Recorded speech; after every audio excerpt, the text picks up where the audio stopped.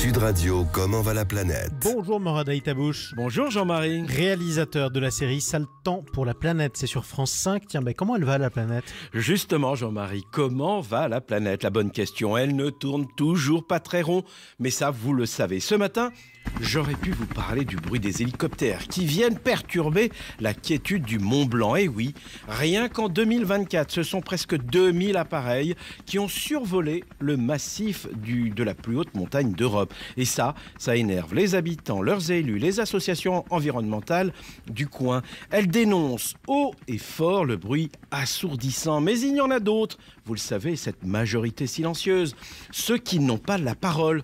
De qui parle-t-on ? De la faune, de la flore du massif, qui subissent en silence. La nature souffre de cette pollution sonore. Et nous, habitants des grandes villes, nous souffrons également de pollution visuelle. La pub est partout, jusque dans nos boîtes aux lettres. Pendant 3 ans, des villes comme Grenoble, Nancy ou Agen ont pu l'ouvrir le temps d'une enquête. 3 ans d'études et à la fin,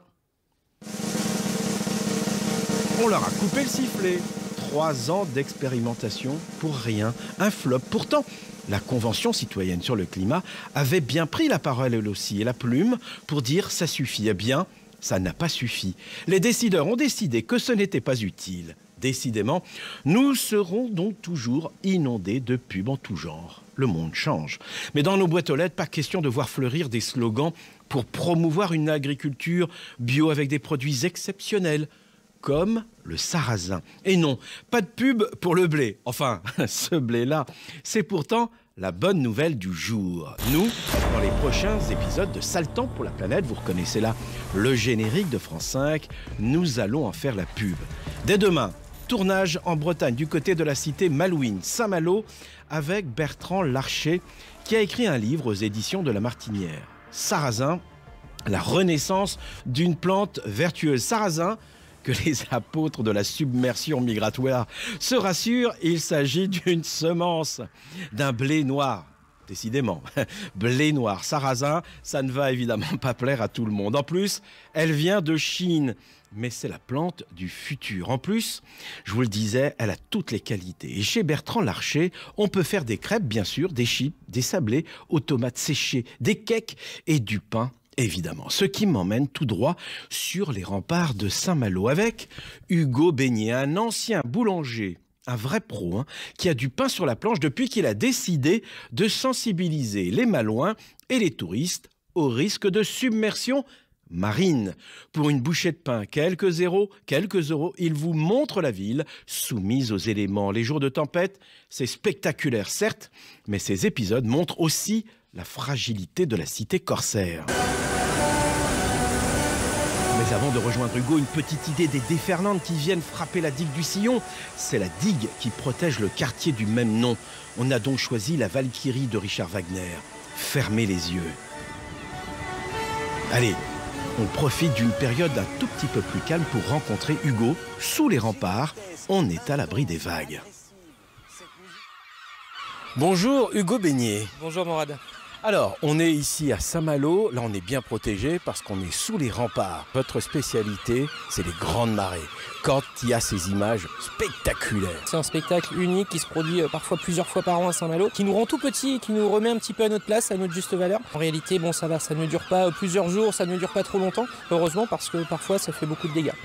Pourtant, c'est très spectaculaire. Même l'hiver, il y a des milliers de touristes qui viennent, pour certains, photographier, regarder. C'est du spectacle. Pour le moment, ce spectacle, comme on dit, de submersion attire beaucoup de monde parce que c'est vécu comme un spectacle. Dans le futur, c'est quand même amené à changer. Et ce qui était considéré comme un spectacle, une aubaine pour les professionnels du tourisme, va peut-être se transformer en menace. Enfin, je dis peut-être, on sait que ça va se transformer en menace en réalité.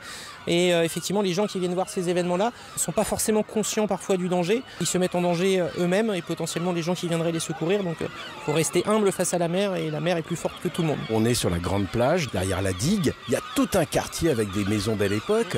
C'est le quartier du Sillon. Qu'est-ce qu'il a de particulier, ce quartier? Ce secteur qui est très vaste, derrière le Sillon, on a une zone de 450 hectares.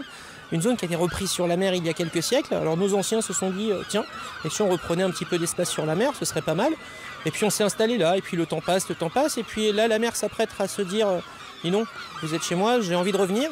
Le jour où elle va se décider à revenir, ça n'invite pas vraiment aux réjouissances parce que on n'aura pas vraiment le choix de partir. Alors on n'en est pas encore là à Saint-Malo, mais d'ici quelques décennies, peut-être au siècle prochain, on se posera peut-être la question de est-ce qu'on part ou est-ce qu'on protège.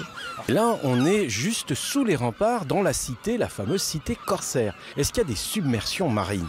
Alors moi j'habite tout en haut sur les remparts du côté nord. Quelle chance! Effectivement c'est une chance de pouvoir côtoyer ce paysage qui change d'heure en heure tous les jours. Il arrive fréquemment l'hiver, moi à l'endroit où je suis, que les vagues, les embruns passent par-dessus les remparts. D'ailleurs j'habite moi dans une résidence qui s'appelle Les Embruns, alors c'est pas le hasard le plus total. Le bas d'Intramuros effectivement est inondable par la mer, alors ça arrive encore très rarement pour le moment.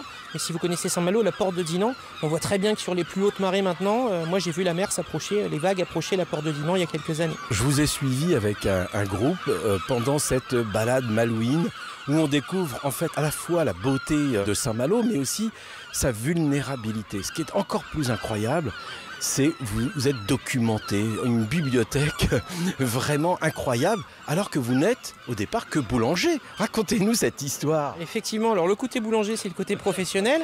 Le côté maritime, c'est vraiment le côté passion. Il y a beaucoup de documents qui sont accessibles sur Internet. J'ai eu la chance et le privilège de rencontrer les acteurs locaux. J'ai rencontré des habitants qui connaissent bien Saint-Malo. J'ai rencontré ceux qui sont en charge de défendre notre littoral, donc en charge du système d'endiguement. C'est assez technique, c'est assez complexe, mais c'est passionnant. Parce que sans la présence de ces digues, la vie à Saint-Malo ne pourrait pas être celle qu'elle est aujourd'hui. Et c'est quelque chose qui est vraiment passionnant. Et moi je considère qu'on est sur un secteur unique au monde parce que c'est juste à regarder la carte postale qu'on a qui change tout le temps. Et là on est au printemps et c'est blindé de touristes. On se croirait plutôt une début août. On sent qu'on est dans les premières effluves printanières, que les gens ont besoin d'aller voir le soleil, d'aller voir cette mer qui aujourd'hui effectivement est très calme, mais qui parfois hiver se donne en spectacle et devient un peu plus menaçante. Merci Hugo et très bonne balade malouine alors. Merci à vous, au revoir.